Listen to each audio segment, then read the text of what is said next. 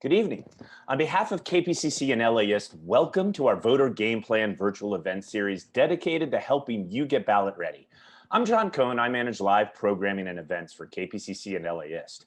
Tonight, senior politics reporter Libby Denkman and guests will answer your questions about the mechanics of voting in 2020. Next Tuesday, we'll be doing a cram session with Air Talk looking at the ballot propositions. And next Thursday, we're hosting a DA debate in partnership with the LA Times. Check out all these events and our other voting resources at votergameplan.com. And while you're there, be sure to sign up for our newsletter to be the first to find out about all of our events. This evening, we invite you to engage with us and your fellow attendees in the chat or comment sections of the platform that you're using. Our goal is to get to as many of your questions as possible, so keep them coming. If you're in a position in which you can support KPCC and LAist, we're always grateful for anything you can do. Go to support.kpcc.org/in-person. Thank you again for joining us this evening. Without further ado, senior politics reporter Libby Denkman. Hello and welcome. Thank you everybody for being here. You may know that this event is well timed because it's almost time to watch your mailbox. Counties will start sending every registered voter a ballot no later than Monday, October 5th. And if you've got questions, you're in the right place. To get us warmed up, we put together this quick video on some voting basics, and then I'll be right back with our expert panel. Hi, I'm Libby Denkman with KPCC and LAist, here with 5 keys for voting in California. Check your voter registration status and watch your mailbox. California is mailing every active registered voter a ballot this year because of the coronavirus pandemic. But don't go on autopilot. Make sure that you're registered and confirm that your local elections office has your current mailing address. One clue, you should have already gotten some snail mail reminders about voting from your registrar. I know, you might have thrown them out. Mail-in ballots start going out October 5th. If you don't see yours by the following week, contact your county's registrar. Seal your ballot in the official envelope and remember to sign the outside. More than 2/3 of Californians already vote by mail, but this might be your first time. The full packet will have your ballot, an optional secrecy sleeve, the return envelope, and your I voted sticker. Once you've filled out your ballot, place it back in the envelope and don't forget your signature. A rule of thumb is to sign the way you did on your driver's license. There's more than one way to cast that ballot. You can mail it back. As long as your ballot is postmarked on or before Election Day, it has 17 days to make it to the registrar's office. Or you can drop it off at a secure ballot drop box, like this one here, or at a polling place or a vote center. Track your ballot and make sure it's counted. The Secretary of State offers a nifty Track My Ballot service so you can monitor your ballot's progress. If your mail-in ballot is rejected for any reason, usually that happens because of a mismatched signature, by state law, your registrar has to contact you and let you fix it. You can still vote in person. If you need any help with your mail-in ballot or you lose it, no problem. Counties will be operating voting locations with COVID-19 safety measures. In Los Angeles and Orange counties, some vote centers will be open for 11 days. There's even one at Dodger Stadium. Hopefully you have a great experience. If you have any questions, contact our voter game plan team at laist.com.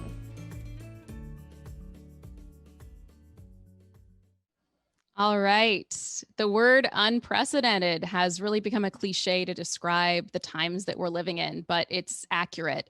The coronavirus pandemic has affected the actual process of voting at the same time that heated political rhetoric is undermining the confidence in the security and integrity of our elections. So we want to get the facts straight. I have an expert panel here, and they are ready to guide you and answer your questions live about how voting works now. We're going to tackle everything you need to know about voting by mail, concerns about the Postal Service, voting access, disenfranchisement, and voter suppression, how and when ballots are counted, and a lot more. Again, John mentioned you can submit questions when you're watching live on Facebook or our event page. You can write in the comments section to submit questions. And my guests today are Kim Alexander, the president of the California Voter Foundation, a nonpartisan nonprofit organization working to improve the election process to better serve the needs of voters. And you can find them online at calvoter.org. Hi, Kim. Thanks for being here. Hi, Libby. Also with me is Justin Levitt, a professor of law at Loyola Marymount Law School and a former Deputy Assistant Attorney General in the Civil Rights Division of the U.S. Department of Justice. Hey, Justin, thanks for being here. Of course. Thanks for having me. And I just want to note that usually for KPCC and LAist events, we would be live in our Crawford Family Forum, which is this amazing space that we have on site next to our radio studios. That is made possible by Gordon and Donna Crawford. They are also making the virtual programming possible, which is really above and beyond. So thank you to Gordy and Donna for doing that.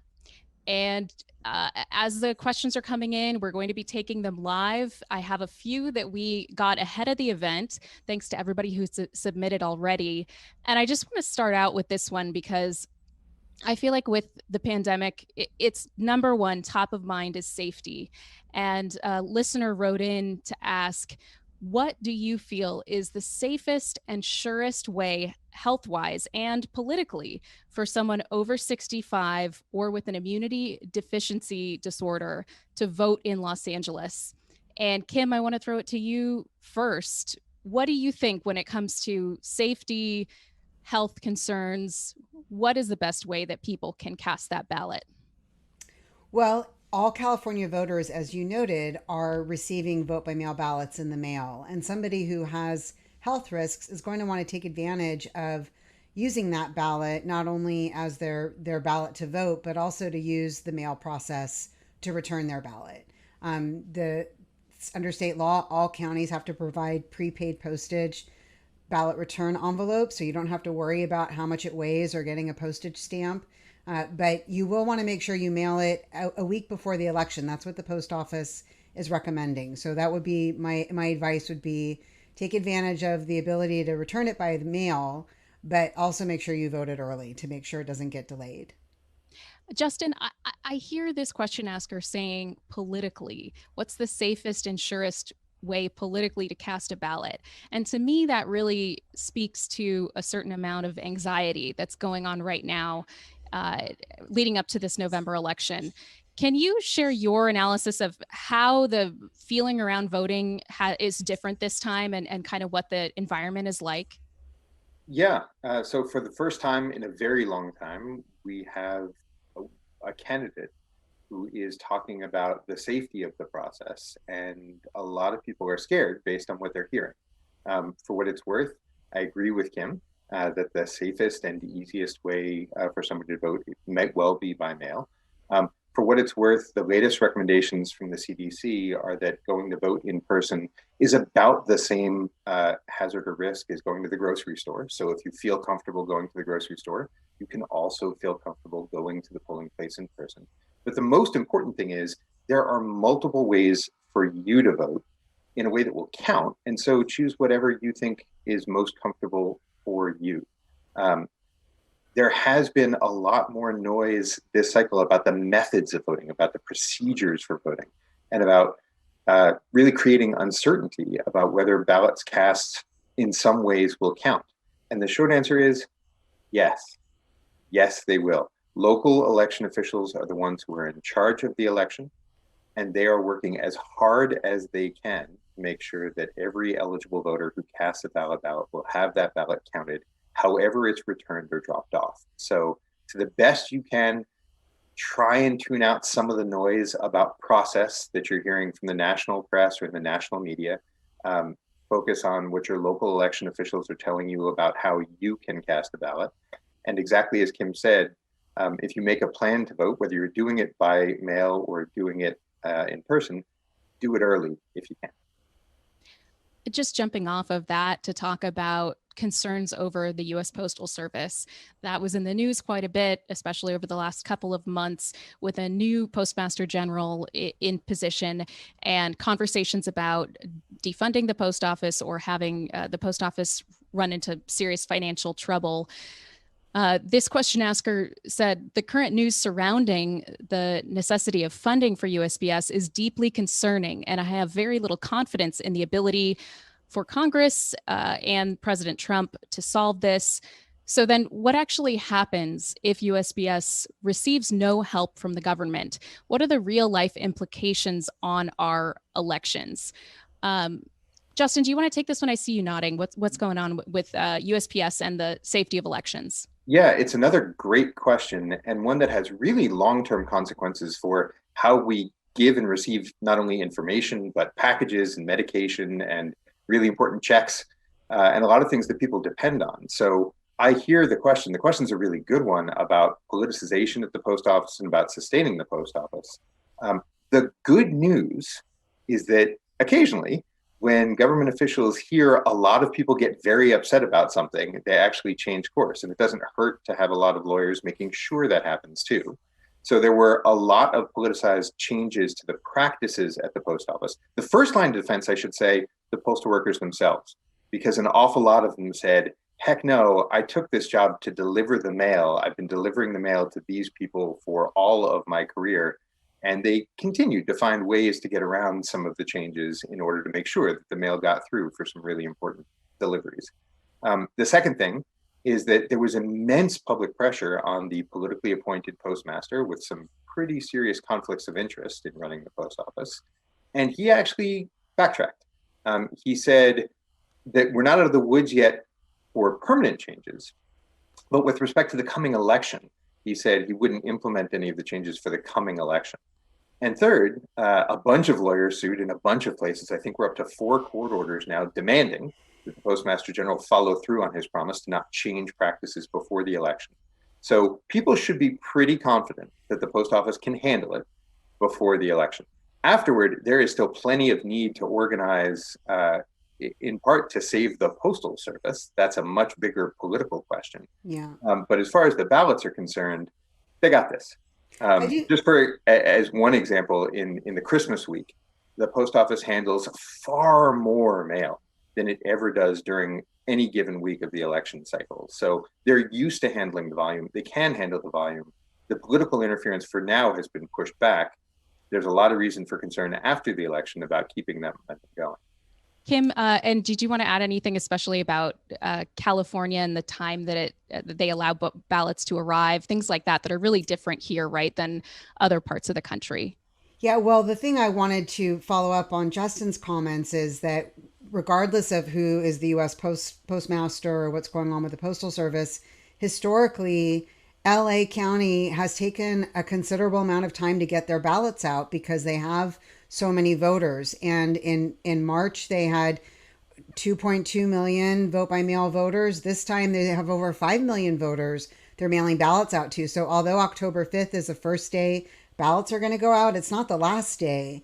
And, you know, I always hear from LA voters, even when there's not a crisis at the Postal Service, about, you know, where's my ballot? Are they withholding my ballot because they don't want me to vote personally, and all these sort of fears. And so all the more reason voters need to sign up for ballot tracking. If you're worrying about where's my ballot, you can sign up at where'smyballot.sos.ca.gov and keep track of your ballot and know where it is in the process. And then when you send it back, whether you mail it or you drop it off, you will be notified that your ballot has been received. And if there's a problem with your signature, you will be immediately notified. The counties have to notify you by mail, but if you sign up for ballot tracking, you will get notified immediately by text, phone, or email. So for all those reasons, there's over 1 million voters have already signed up for it. We need more voters to sign up for ballot tracking. It's going to really help people who are worrying about where their ballot is in the process. Yeah, I think that's huge, and it's huge for peace of mind as well.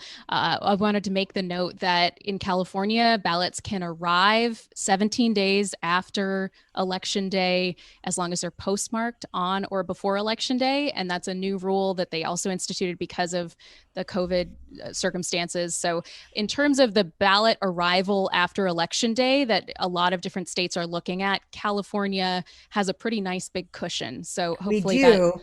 But that postmark is really the important thing. And yes. What we found in our recent study on rejected ballots in Sacramento County, most of the ballots that have been rejected in recent elections weren't rejected because they arrived too late. They rejected because they were postmarked too late. And the most common date they were postmarked, the ones that were rejected, was the day immediately after the election. So that's telling us that people are dropping their ballots in mailboxes on Election Day that have already been picked up, or they're putting them in mailboxes at post offices that have already closed. And it doesn't work that way. You actually have to have it postmarked on Election Day. And if you are down to the last minute and you want to mail it in on election day, you need to actually go into a post office and ask for a hand cancel stamp on your ballot to guarantee that it will be postmarked on election day.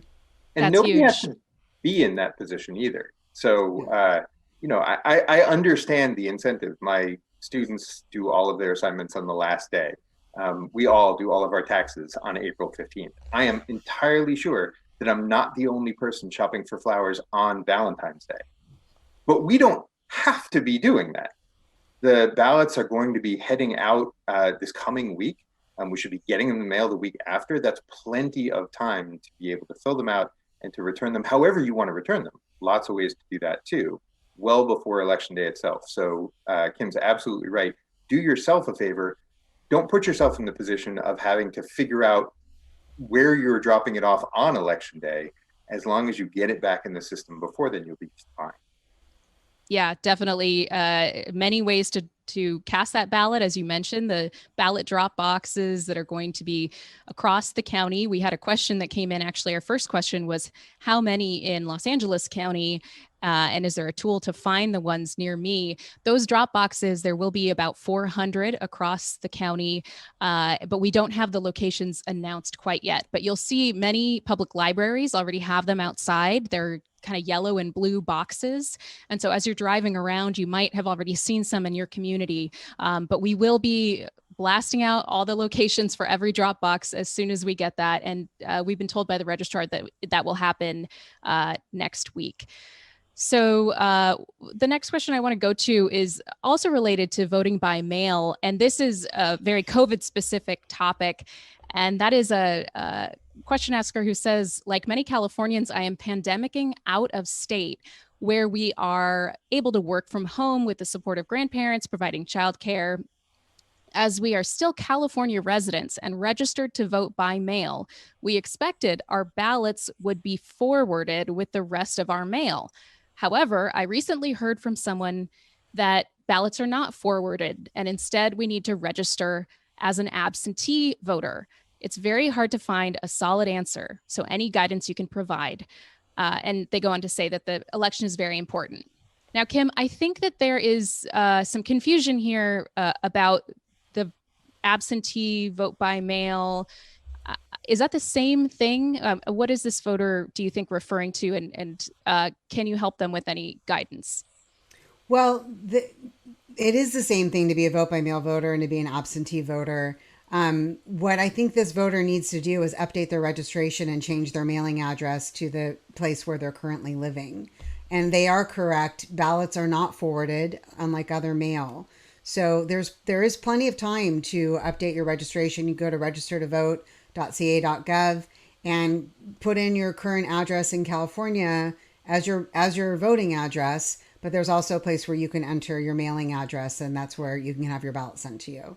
This voter says that they're out of, just sorry, 1 second, Justin. This voter says that they're out of state. Is there a way to get their ballot forwarded? Is this, did you want to say something, Justin? Yeah, go ahead. Yeah, sorry, I wanted to speak to exactly that. So Kim's absolutely right. If you've actually changed your legal residence, then there is still plenty of time to update your voter registration and to make sure that it corresponds to where you are. And I know the pandemic has displaced a lot of people to new homes. If you're temporarily displaced, if you're just hanging out with family, if God forbid you were affected by some of the fires and you are temporarily in another location, you don't have to change your registration address. Your registration address is still correct. By being temporarily absent, your registration doesn't change at all. But you do need to tell the registrar how to find you, because it is true, they're not going to forward your ballot. So the way to do that, there's information on the county registrar's sites, on any of them within California, for how to get a one-time mailing address that may be different from your registration address into your local registrar where you're properly registered. And that's essentially just telling the registrar to live at X location, but I'd really like you to send my ballot to Y location this time. So there is this provision for folks who, I think this will be a large number of people that are just temporarily out of state, but not changing their official residence. And this one is getting asked a lot. I want to go to you, Kim. this question asker says, if you choose to vote in person instead of with the automatically mailed ballot, do you need to take that blank ballot with you to your polling location? I'm sure you get this a lot as well, Kim. What's the answer? The answer is it depends what county you're voting in. No matter what county you're in California, if you were issued a vote by mail ballot, you can still vote at a polling place or a vote center. The question is whether you're going to vote a regular ballot or you're going to vote a provisional ballot. Some counties, like Los Angeles, have vote centers that are networked in real time to the county's voter registration database. And if you show up at a vote center in LA and you don't have the vote by mail ballot that you were issued, they can cancel that ballot that was issued to you right on the spot and give you a regular ballot to vote. Other counties don't have networked systems and are using paper rosters, not e-poll books. And so if they have and some of those counties are using phone systems. Shasta County has a phone hotline where if you show up at a polling place and you don't have your ballot with you, they can call the county elections office and ask somebody there to look up that person's record and cancel it on the spot. So there's some low-tech workarounds for this too. But basically, if the county doesn't have a way to verify that the ballot you were issued has not already been voted and to also cancel it, they will give you a provisional ballot to vote. And that's fine. It's just going to take you a little bit longer to do that. That's just to make sure that nobody's voting twice. And so the elections officials will first process the vote by mail ballots. And once they've done that, when they see that the vote by mail ballot you were issued did not come back, they will count your provisional ballot. You can yeah, go ahead, Justin. I was just going to say, in most of the counties, and perhaps in all of them, Kim can correct me here, you can also drop off your absentee ballot physically at the polling place. Right. So the question was about whether somebody wanted to vote in person. And sometimes that means I'd rather use the machines, I'd rather use something the way that everybody else is voting in person. But it may also mean I just want to make sure that I put my ballot into somebody's hand or into a Dropbox that I can see. And you may be able to do that at your polling location as well. So there are really a bunch of different ways to vote this election. Yeah, and that's actually a good point, Justin. And the advantage of taking your ballot to a vote center that's staffed with election staffers is that they will look at your envelope and make sure that you signed it, make sure you dated it. I spent a couple hours on election night, November 2018, collecting ballots at City Hall, and it was a great experience. And there were a number of people who handed me their ballots and they hadn't signed the envelope. I was like, oh, you got to sign this, or they hadn't dated it, or they didn't have an envelope with them, but they had a ballot and I was able to provide them with an envelope they could use. So there are a lot of services that can be provided to you other than actually voting at a vote center, and having your ballot returned to a vote center can give you peace of mind. Some people don't want to vote a vote by mail ballot. They don't want to have to sign their name. They don't want to have to worry about if it's going to go through this verification process. And that is totally understandable. So that's why you have these options to go vote in person.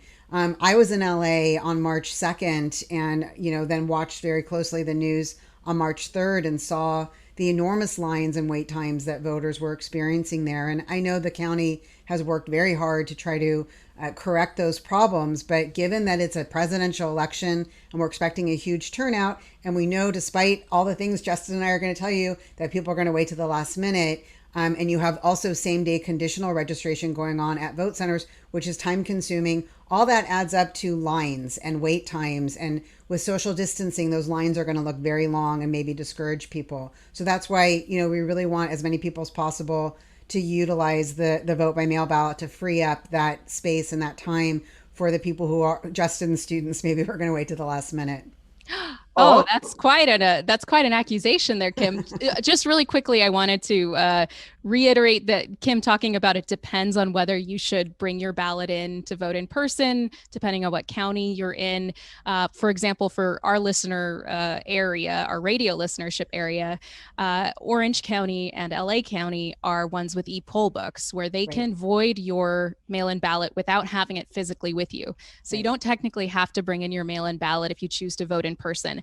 Riverside, Ventura, San Diego, some other counties in the area, San Bernardino, it's a better idea to bring your mail-in ballot so that you don't have to vote provisional. And on the topic of mail-in ballots and dropping them off at Dropboxes, One listener asked us ahead of this event, how often are drop boxes checked for ballots and what security measures are there? Kim, you want to take that one? Yeah, I actually helped, got involved with drafting the regulations around drop boxes. So some of the things that we pushed for that were included was a requirement that there always be two people with the ballots at all times. That's a standard requirement for handling of all California ballots. We also made sure that there was a provision that said that the people picking up the ballots wouldn't be stopping off at other stops along the way while they were in the possession of the ballots, that they needed to be on duty and only be going to ballot pickup locations and then right back to the elections office, not stopping off at Starbucks or Target or whatever. And then generally they're emptied every day as you get closer to the election. I mean, the elections offices monitor them very closely. The ones that are at their offices, obviously the ones outside are the easiest ones to pick up and clear out on a regular basis.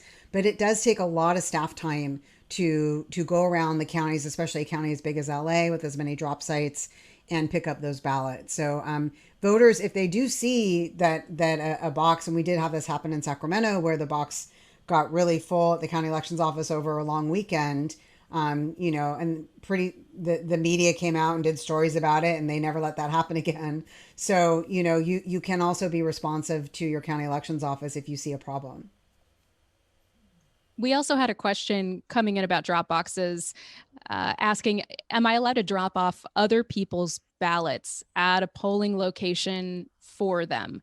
Now, California has a space on the ballot, right, Kim, that you can give permission for another person to drop off that ballot. Yeah. Anything else that we should have people know about dropping off other people's ballots at drop boxes or polling places? Yeah. I mean, we call this third party ballot return. Critics call it ballot harvesting. There's this perception that people are going to walk around and collect people's ballots and wrestle them out of your hands and force you to vote. That's not happening. We don't actually have voters contacting us or county elections offices saying that they're being abused in this way. So it's a benefit for the voter. You can have someone you trust turn in your ballot for you. With COVID, that's a particularly great fail-safe for people who don't feel safe going to a drop-off location or going to the post office or going to a vote center. And there is a place on the envelope where you say that you're authorizing somebody to turn in your ballot for you. Now, that the elections office is not going to verify that. That's for you to have peace of mind that the person you are entrusting your ballot to is on the record to you with their signature saying, yes, I'm taking possession of your ballot and I'm going to cast it. There's been talk about maybe we should limit how many ballots one person can collect. And my discussions on this issue with policy folks in Sacramento is there's no way to police it. This is one of the reasons why the law changed. Anyone could drop off people's ballots in a mailbox or Dropbox, and there's no way to police that. So that's why we've allowed this third party return. And I would say that the rule of thumb here is don't give your ballot to somebody you don't trust.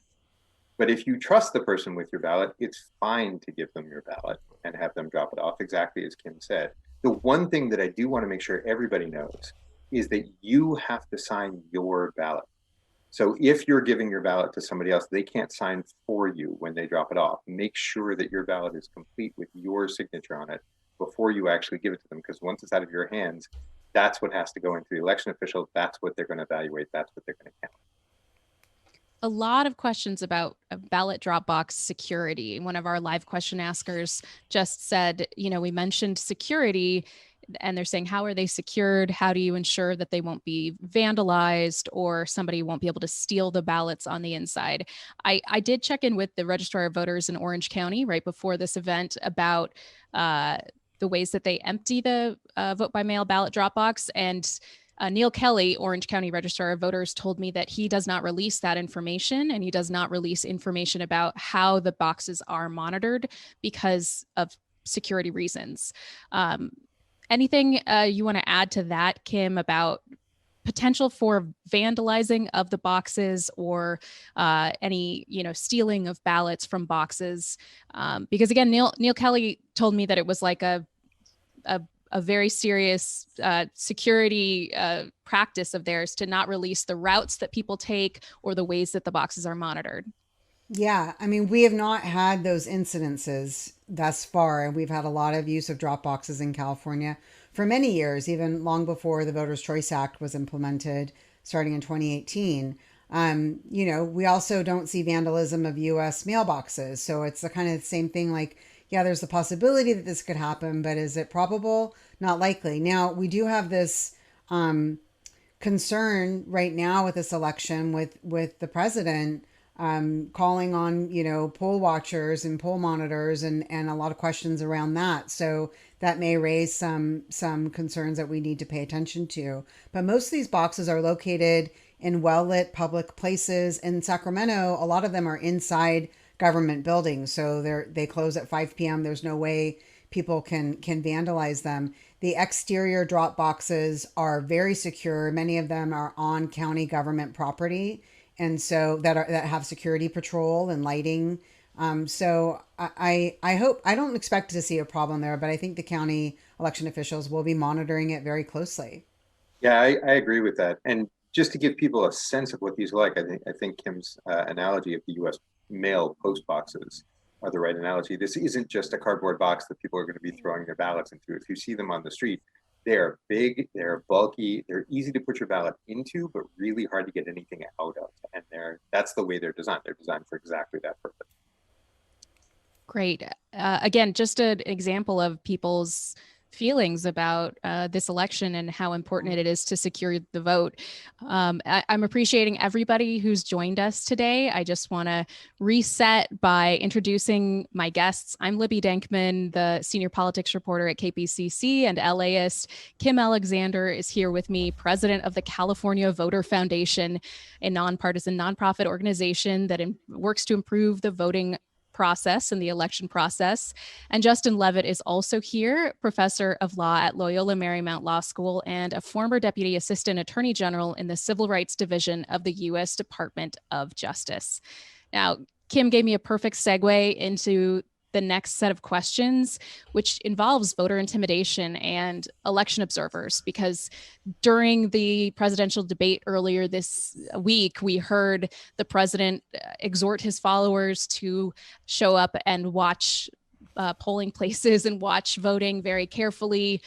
We did see in Virginia, in Fairfax County, some Trump supporters show up with signs and flags, and they were standing 100 feet away from the polling place, but they were very loud, and some people felt that they were intimidating to the voters and the employees there. Justin, just going to you, we did have this specific question asking, what plans do local authorities, police have for controlling bullying, disruption at voting sites? Like what happened in Virginia, there is this call to action out there from the president. So are local authorities accounting for this? Yes, is the short answer. And keep in mind that there are a set of people that have an interest in scaring people away from the polls. That means that you'll hear a lot of noise leading up to Election Day. And the more you can do to filter out that noise with facts, exactly like you're getting here tonight, the better for you and for everybody else. So there is a lot of permissible speech in and around outside polling places and thorough advocacy, in fact, enthusiastic advocacy for candidates up to a certain point, leaving a buffer around the polling place. And that's going to happen. That's not only okay, that's a good show of civics. No matter who people are supporting, it's good to be enthusiastic about it. That's a good thing. Separate from that, it's fine to have people who observe the process, and there are actual regulations in each county for how people can watch the process. That also contributes to and fosters civic trust that the process is going well, and there are procedures for exactly how that happens. And what kinds of things are they watching for, Justin, just to explore that for a second? I mean, what's the legitimate use of poll watching versus something that could be overly politicized? Sure. So my favorite example is there will be election protection observers outside of the polls and occasionally inside the polls, watching for anybody who's got a problem, watching to make sure that people who need language access get it when they have a right to, people who have difficulty with the process are able to use the assistance they can get.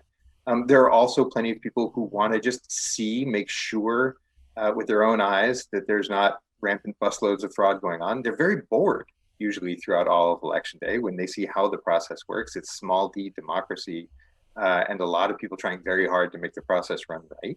But they have every right to be there to watch, to satisfy themselves that the process is above board. All of that, every single part of that, is different from intimidation or disruption.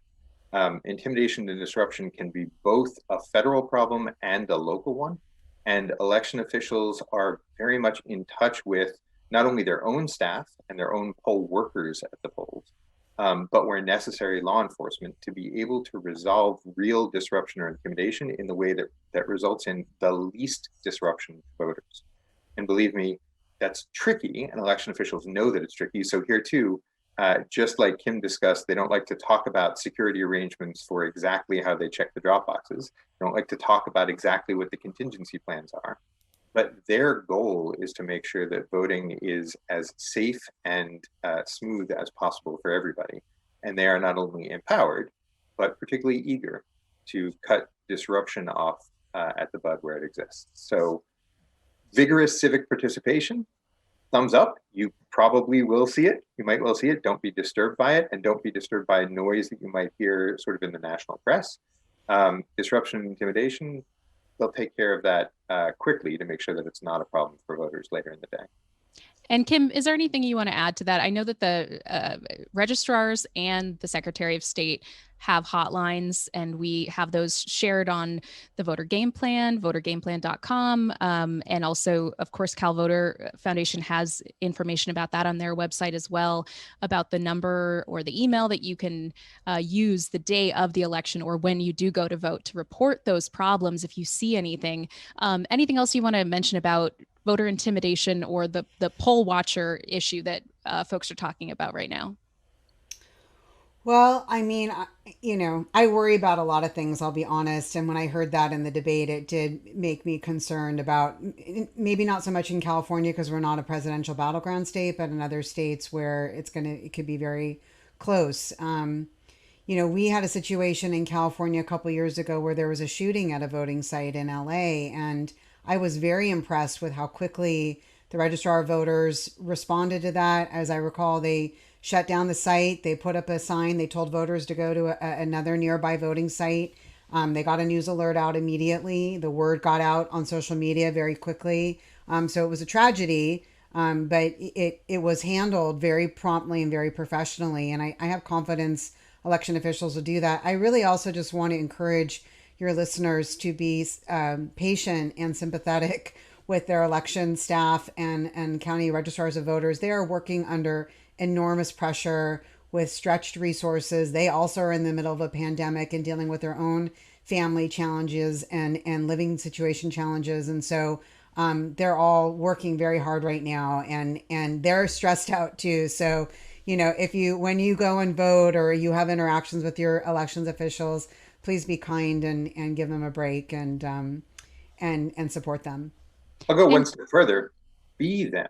So I'm hoping that there are folks in the listening area who are still interested in serving or volunteering on election day. There are, as I mentioned, nonpartisan, nonprofit hotlines for people to assist voters outside of the polls, the Election Protection Coalition, 1-866-OUR-VOTE.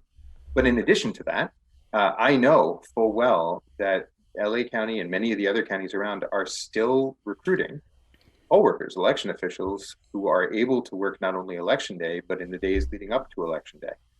So if you can, one way to make sure that the process runs smoothly is to be one of those people who Kim just mentioned, who are trying their best to make sure that the election goes as smoothly as possible.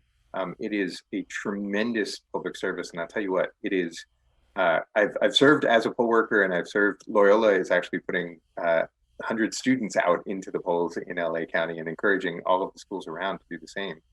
And watching the expressions of thanks and joy and gratitude that people get when they get quality customer service, which is really what it is, from somebody who's working at the polls, is it's a joy to see, and that too becomes habit forming.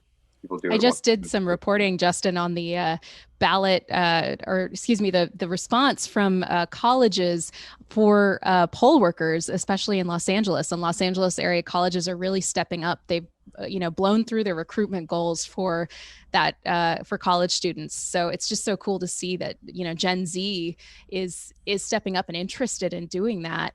Right.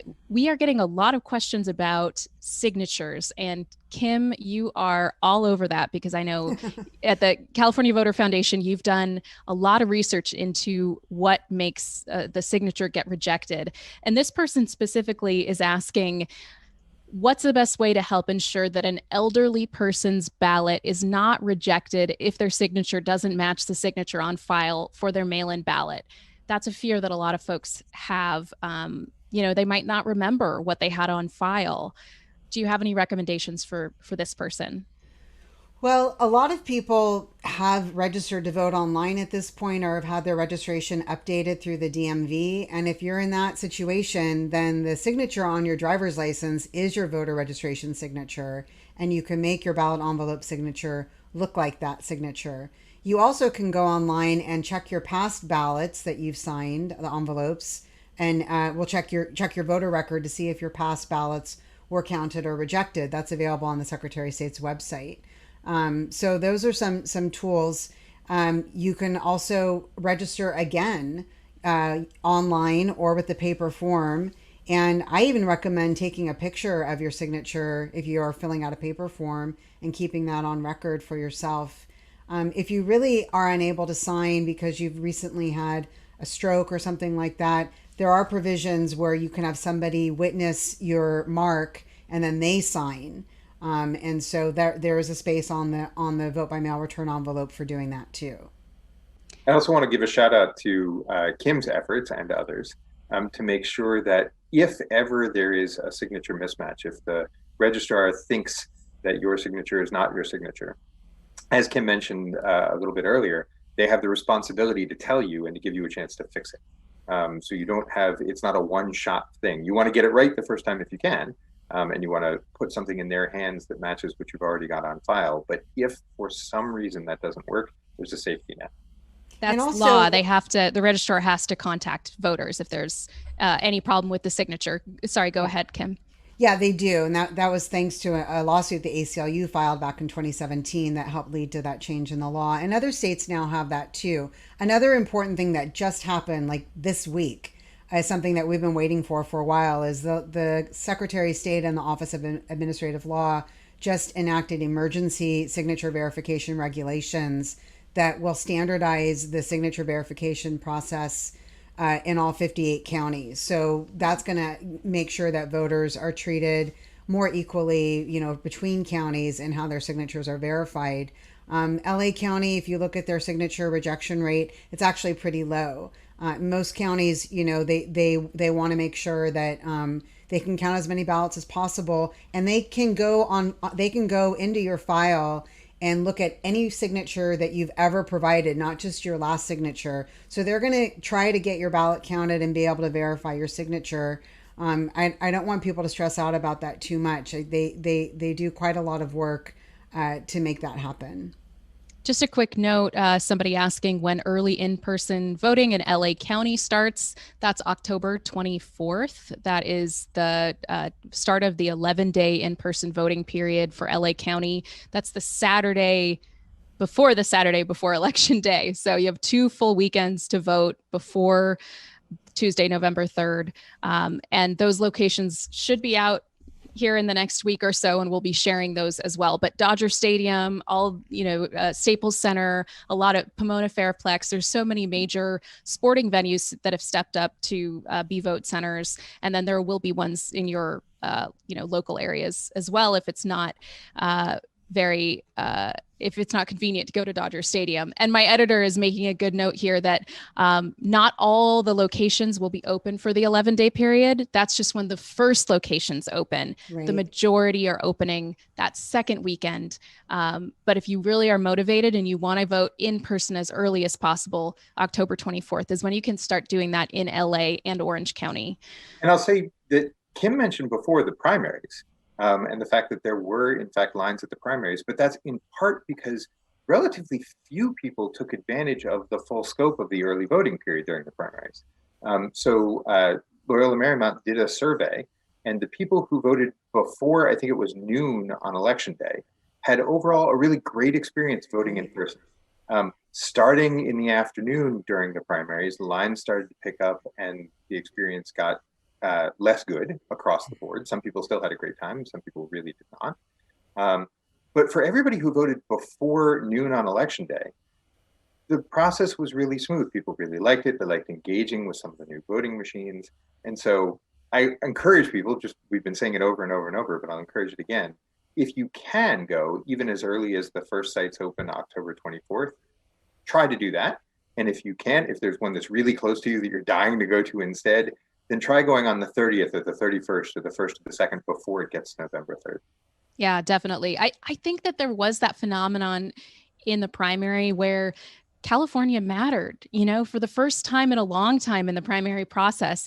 And there was so much jockeying to see, certain candidates dropped out in between the start of early voting and then the election day. So I can see some of the confusion over like the change to the new voting centers for LA and the way that the primary was playing out nationwide. But for the general, you have really no reason, unless you're just busy solid for 10 days straight, to not vote early if you are voting in person. So I think that that's a great point, Justin. I want to move on to the issue of counting ballots. Folks are really interested in making sure that their ballots are counted early and that they are in they show up in a count when the polls close on November 3rd. So that first set of numbers that we get, after polls close. Kim, what can you tell us about when people should vote if they really want their ballot to be in the count right away? Another reason to vote early is if you want to get your ballot in that first count. So the counties are able to process vote by mail ballots starting as soon as they start coming back, thanks to emergency legislation that was passed. They verify the signatures. The ballots that the signatures check out for. They'll open the envelopes. They separate the ballots from the envelopes, and then they flatten them out. They have a careful procedure to make sure that when that ballot is opened and your choices are exposed, your envelope with your name on it is nowhere near your ballot, so that they preserve your right to cast a secret ballot. They will inspect those ballots, and if there are marks that can't be read, they will duplicate the ballot if they need to. They do that in teams of two, again, because there's always two people with ballots at a time. And then they'll get them all stacked up and ready to scan and tabulate. And generally, whatever ballots are in-house and processed by like the Friday or Saturday before the election in a county election office, those are the ones that they'll have on the tabulation machine, ready to push the button as soon as the polls close at 8 o'clock. And those will be the first results that come out. And when you go to the Secretary of State's website to look at election results and you see, 8:01 p.m. or 8:05 p.m., those are those early arriving and processed vote by mail ballots. Isn't it interesting that people are really concerned about being in that first count? And Justin, we got messages from people who are saying, I'm concerned that the president is going to find a way to stop the count because of the rhetoric that's coming out of the White House about voting by mail and how long it takes to count, especially in places that allow the ballots to arrive after Election Day. What do you make of that feeling that really is exhibited by these questions that we're getting about people wanting to be part of that first count that comes out on November 3rd? I understand where the questions are coming from, and given some of the noise and the rhetoric they're hearing, that makes complete sense. The good news is that Californians, for all the reasons that Kim said, don't really need to worry about that. The even better news is that that's also true in a bunch of other states. There are states where they won't be able to start counting ballots by mail until election day. And that's trouble. There's been a lot of litigation around that around the country, but states are moving up. They're starting to begin the count earlier because they know that there'll be far more mail ballots cast than normal. California's used to this. About 60% of California voted by mail in 2016. In states like North Carolina or Pennsylvania or Wisconsin, about 4 or 5% of ballots are cast by mail in 2016. And when the numbers are that small, it doesn't matter when you start counting them because you can get them all counted very, very quickly. There just aren't that many of them to count. When the numbers are much higher, you need to start counting them earlier. And states, even states that may surprise some listeners, like Florida, has started saying that you can start counting much earlier. Michigan, I do want to jump in though, because there's a difference between counting and processing. And I think that what we're seeing, like in California, we're allowed to process early and they get it all, all the data is saved, but the actual tabulation is, and it's a very fine differential. The actual tabulation occurs once the polls close on November 3rd. So the processing of the mail-in ballots that takes so long, everything like that, that's happening ahead of time in California and in a lot of states. I'm not sure about other states' law on counting times, but the counting in California occurs right at that 8 o'clock on November 3rd. So that it's such a fine point because the data is saved and everything, but it's not officially tabulated.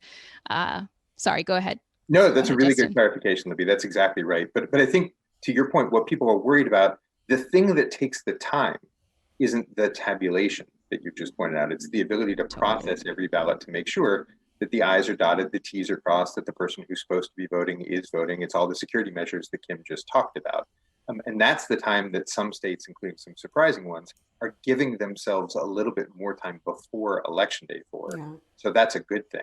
I also want to point out that we have a structure, we have a system where the president has the power, has the largest microphone in the country, the largest megaphone in the country, but state and local officials count the ballots.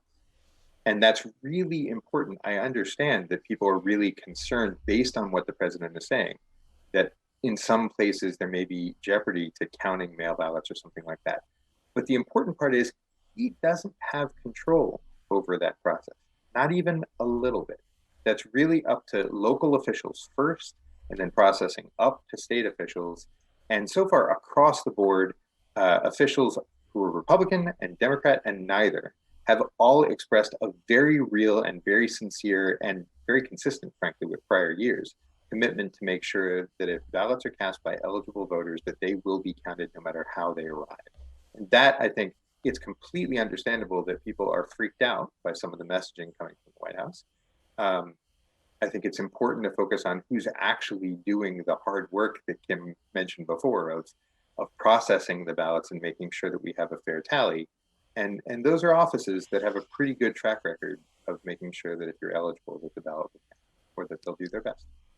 Really quick popcorn question here.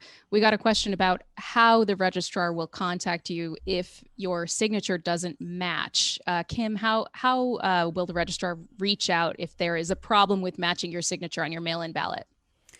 They will send you a letter in the mail and ask you to submit your signature, and you can send it back through the mail, or you can fax it, or you can take a picture of your signature and attach it as a PDF to an email message. Or you can, if you've voted early, you can take that form to a voting site and turn it in at a voting site. So there are a number of ways that the letter will say you can submit that valid signature. And again, if you sign up for ballot tracking, you don't have to wait to get that letter. You can be immediately notified by text, phone, or email that you've had an issue with your signature and that needs to be addressed. We have a lot of questions related to the enfranchisement of voting, and the really good one about homeless folks voting and whether they can vote, and the obstacles that are in their way for voting. Justin, do you want to address that? Sure. So the short answer is yes. You do not need a postal address in order to be able to vote. You are eligible to vote if you're otherwise eligible. So if you're of age, if you haven't been disenfranchised by conviction, you're eligible to vote. The registration form, even the national version, allows you to draw a picture for where you live if you don't have a standardized street address. And it's not just the homeless that might have to do that. In other states particularly, and maybe even in parts of California, there are areas where street addresses aren't platted very well. You can think of native reservations, really rural areas where a picture might be your best way to describe where it is you live so that you're registered. So yes, the short answer is it is absolutely true that homeless individuals who are otherwise eligible can vote. Often they may need some assistance. They may need some help in doing so because they may not be used to it. Some of them entirely frequent voters. Others may not have had that outreach and may be voting for the first time. So to the extent you can lend a hand, there's certainly nonprofits that are doing that, but to the extent you can lend a hand, that's always welcome. Another question comes in about previously incarcerated voters and how people that are done with their sentence and not on parole, if there are obstacles in their way to voting. And of course, this has been a huge topic of conversation for what's going on in Florida and the change in law there to allow previously incarcerated people to vote. What about in California? And if you want to, jump off and address the rest of those issues in other parts of the country as well, Justin, what should people know about people who were incarcerated previously in voting? Yeah, if you're not currently incarcerated and not on parole, you're eligible to vote, again, as long as you're otherwise eligible. So if you were once convicted for something, that's not a barrier, as long as you're not currently on parole or currently incarcerated. Here too, the biggest barrier is misinformation, and there's a ton of it about people understanding whether they're able to register, about people misinterpreting rules from other states, don't apply to them here. Just about having the outreach they need to know when they're eligible to be able to step up and register and actually get their ballot. So California has actually come a long way toward making sure that somebody with a prior conviction isn't disenfranchised in the current election. Sorry, go ahead. No, go ahead. I was just going to point to Florida has a lot longer to go. In Florida, they are in a really brutal battle. The people of Florida, by supermajority, passed a law. Florida had lifetime disenfranchisement. If you were convicted of a felony, you were done in Florida forever until the governor decided on his own authority to let you back. The people of Florida, by supermajority, stopped that so that when you had served your time, you were free to vote. And the legislature pushed back. They actually added a provision that said, we interpret that not to mean if you've got outstanding fines or fees. The really disgusting part of Florida, and that's a state and a case and an issue that I worked on for years, is that the state can't tell you how much you owe.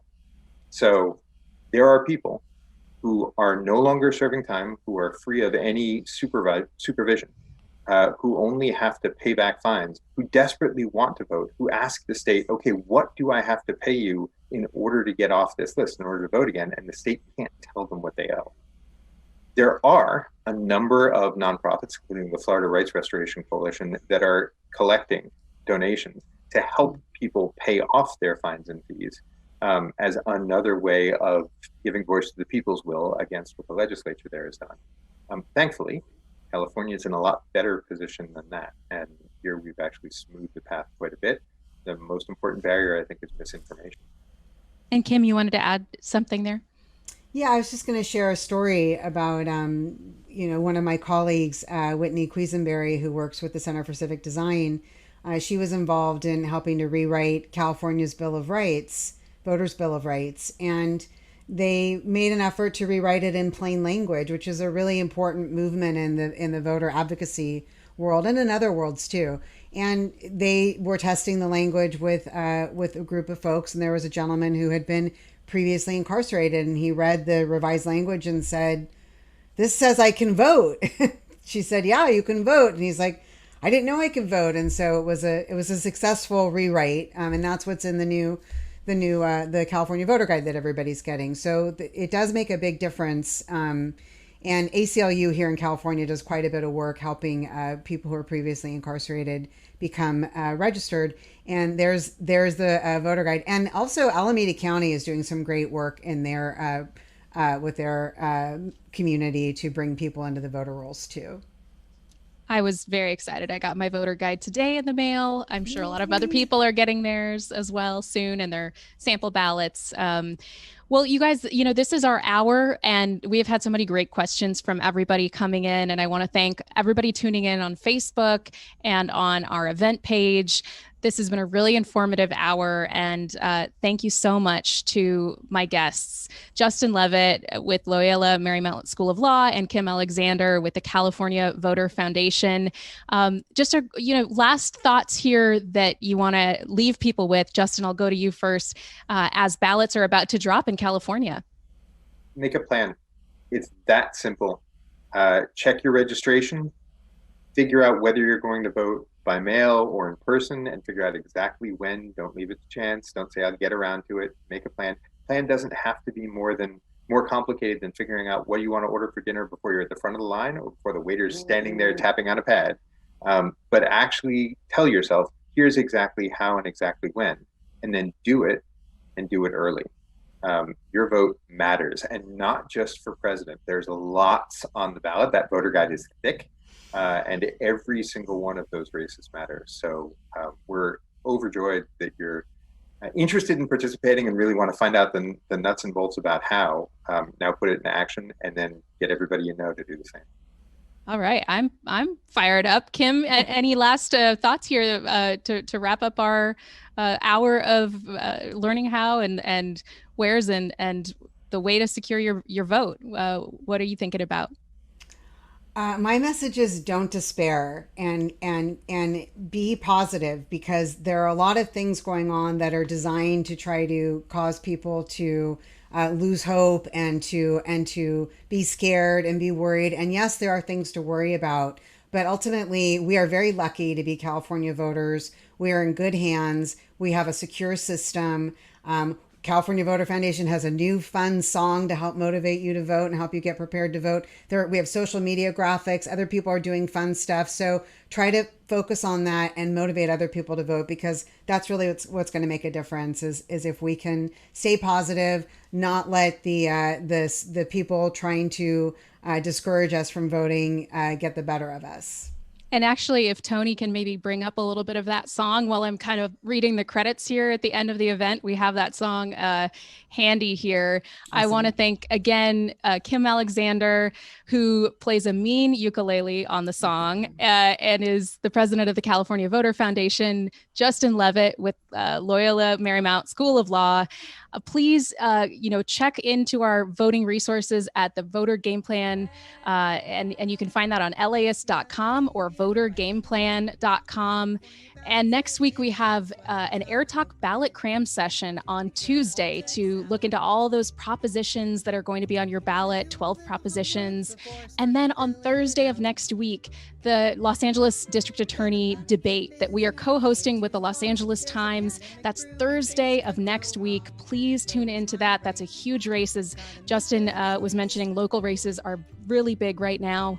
And if you didn't get a question answered, we are available to you 24/7. Send us a note on social media or on the votergameplan.com. And again, this is The Voting Way, the song that's going to be played here, The Voting Way by the California Voter Foundation. Thanks to our in-person team and everybody who made this event possible. And thanks to you for tuning in. Have a great night. Thank you. Make sure my ballot's not left behind. There's several ways I can turn it in. Postage paid, mail, polling place, or ballot drop box bin. But before it's sent, it must be sealed and signed. My signature may have changed over time. Gonna see how it looks on my state ID.